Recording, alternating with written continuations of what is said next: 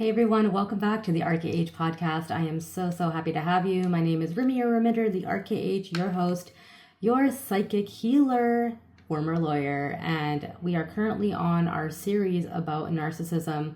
This is our fourth episode on narcissism, and we are going to dive into this week's topic, which is all about the lack of empathy that you may face in narcissistic relationships. Just as a disclaimer to start off, it is really hard to actually have somebody diagnosed with NPD, narcissistic personality disorder. A lot of people that have toxic traits exhibit similar patterns as narcissists, and a lot of people call it narcissistic traits because there is actually a severe lack of empathy for other people, which is all going to be about today's topic. So by speaking about this, it is not an indicator that this person is indeed a narcissist, and I am not saying that, all right? So we are going to be diving in, as I said, to this week. And lack of empathy is something that it's an interesting one because empathy can be something that is manipulated. Oh, my throat chakra is going. It's been doing this in every single episode, so I'm so sorry. The shadow does not like me talking about this because it does not like the exposure to the reason or what the dark is doing because the dark likes to control, okay? So, a lot of narcissists use false empathy or masked empathy as a way to gain control over you. They will act as if they are empathetic in order to win you over. But deep down, it is because there is a lack of empathy or connection, and it is a way for them to manipulate you when you're in a vulnerable state.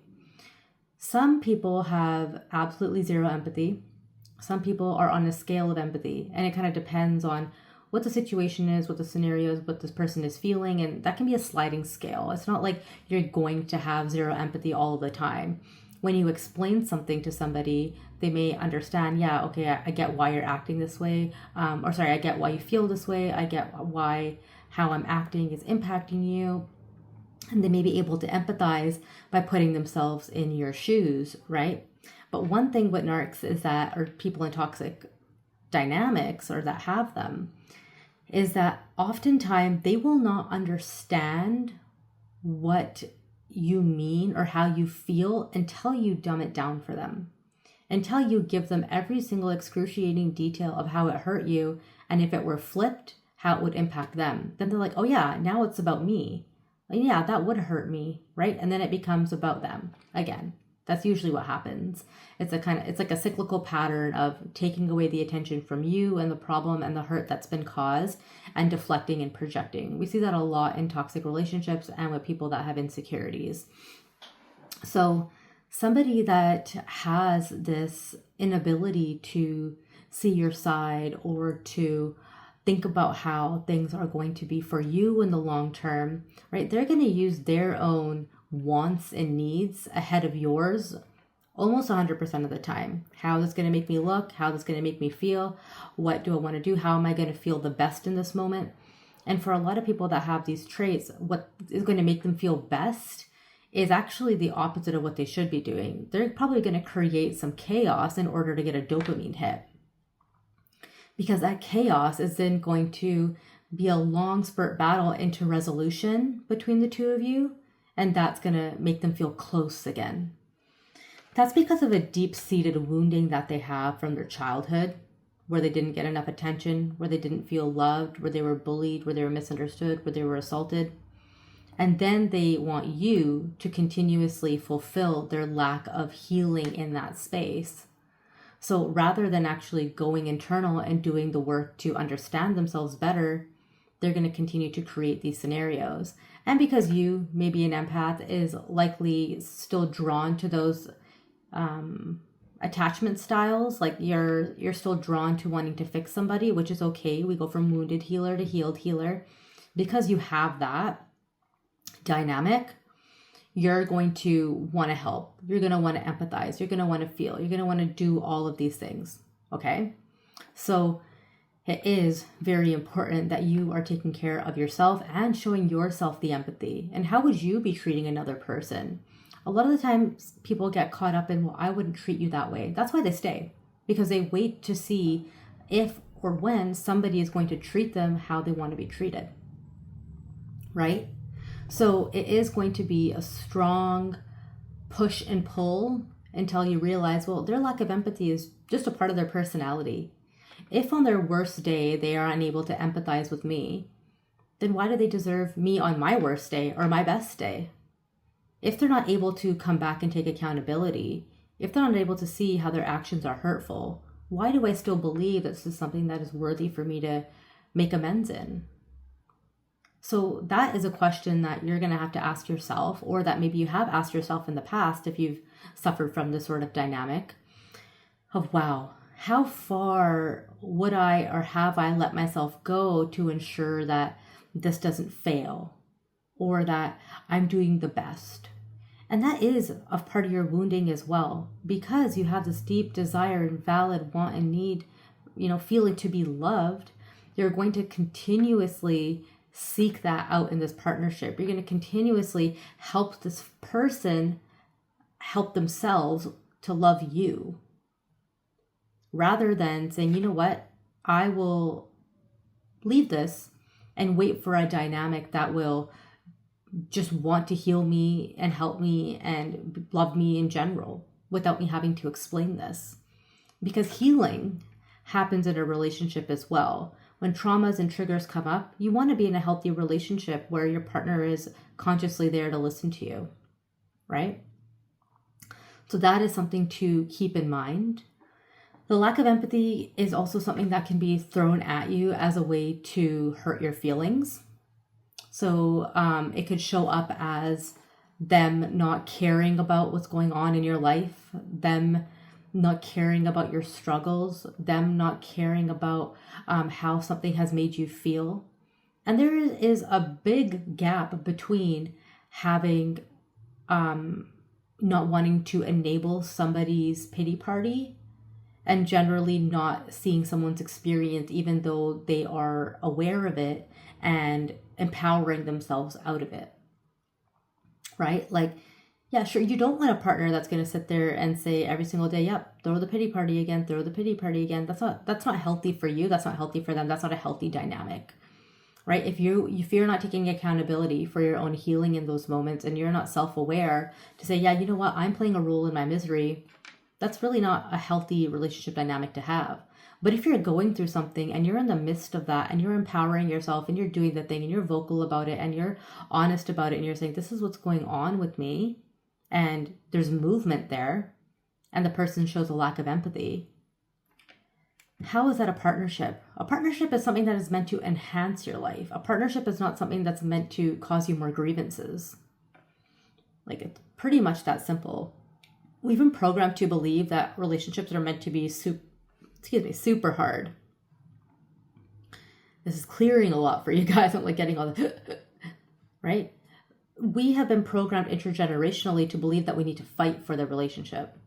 It's not that relationships can't be hard or there aren't hard moments, but really understanding that your ability to maintain a healthy relationship with yourself and a healthy relationship with your partner and, let's say, your kids, your own family dynamic, requires you to have a level of patience, tolerance, understanding, and willingness to work through things together.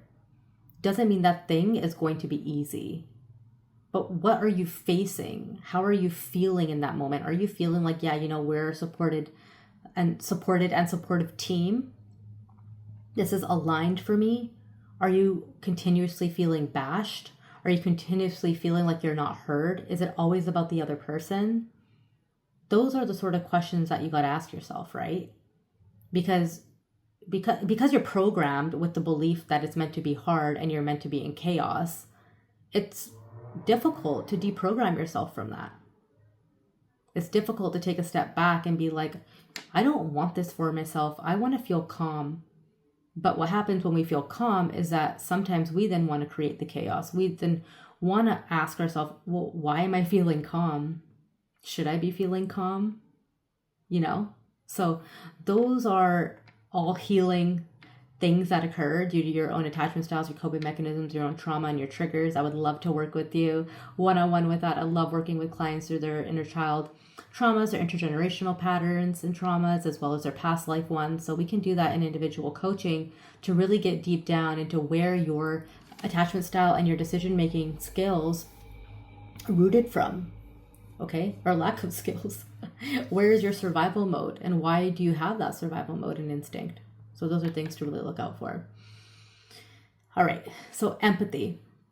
The definition of empathy is basically to be able to understand someone's experience, right?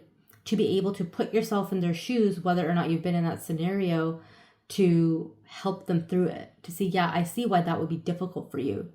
That takes a lot of courage. That takes a lot of experience, wisdom, vulnerability, as well as humbling for yourself, especially if you think you're wrong.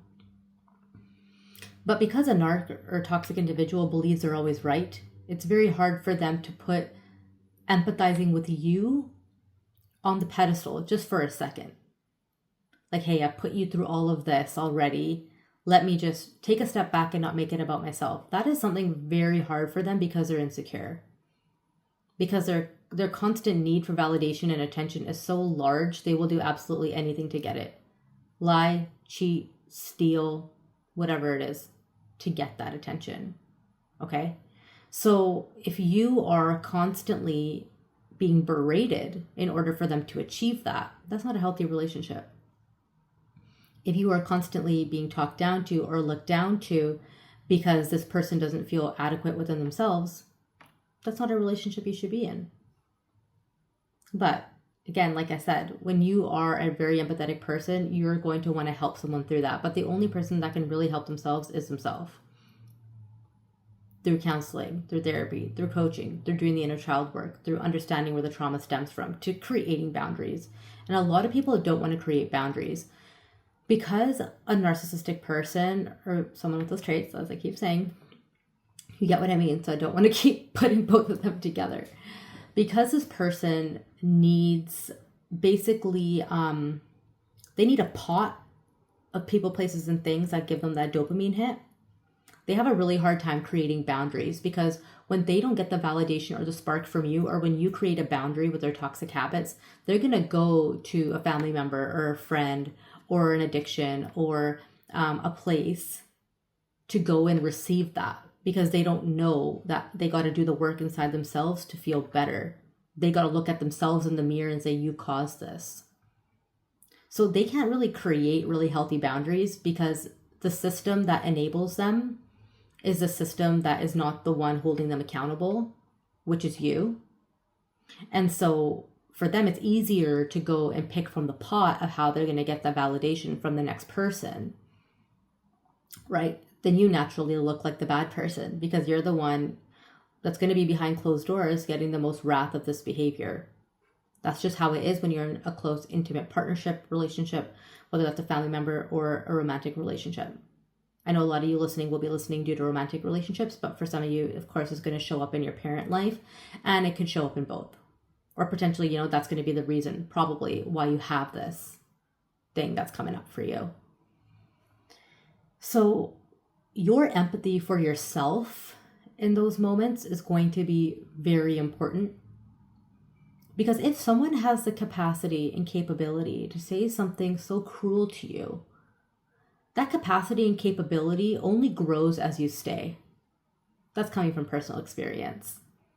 When somebody knows they can get away with saying one thing, they're going to continue to do more. They want to build leverage and leeway. They want you to be like, oh yeah, well, that one wasn't so bad. For me, I would be like, oh, okay, it's been 1 week. Oh, wow, 2 weeks, we've gone a while. And then the next blow up would be even bigger. Time may have extended through some sort of healing process, through counseling, through understanding, but it was a culmination that occurred. And the only person that can heal that is you by assessing what's healthy for you. And that person by understanding that what they're doing is wrong and having awareness and actually wanting to get the help. So you want to make sure, like I was saying at the beginning, that the empathy you are given is not manipulation. You're not going to really know that. All you can do is go in there and trust in the situation. But once you start to see that this is a pattern, or if you have started to see that this is a pattern, you're going to understand that that empathy was a way to make that pot I was talking about bigger, to bring more people into the mix, to ostracize and isolate you as the one that's seeking accountability. So it is very important to understand that this is not your fault. But the longer you stay in the dynamic, you enable yourself, right? The longer you stay in the situation, you put harm on yourself. And you always have the power to leave. You're automatically going to think, well, what about this, or what about that, or what about in the future, or what if I don't find this, or what if I, those are all questions that are up to the divine, that you surrender to the divine, the creator, God, whoever it is, whatever it is you believe in, all of the above. That is not something for you to figure out. You just need to know why you want to do this. What is it that I want to feel? How do I want to feel? And the universe is going to start to merge everything together. Right? Have you ever left a toxic situation and felt worse in the long term? You're just scared to leave the toxic situation now because you don't know what's coming. But I promise you, the more you empathize with yourself rather than empathizing with the other individual, the more you will see what you are truly meant to receive. Okay? I hope that this episode helped. I'm so glad that you are here to listen. I would love if you give me a review below. Let me know what else you'd like me to talk about once the series is done. If you want to work and coach with me one-on-one, you can do that via the link in my bio, or visit therkh.com. Make sure you're following along on all my social medias. Everything is under the RKH. Catch you guys in the next episode. Bye.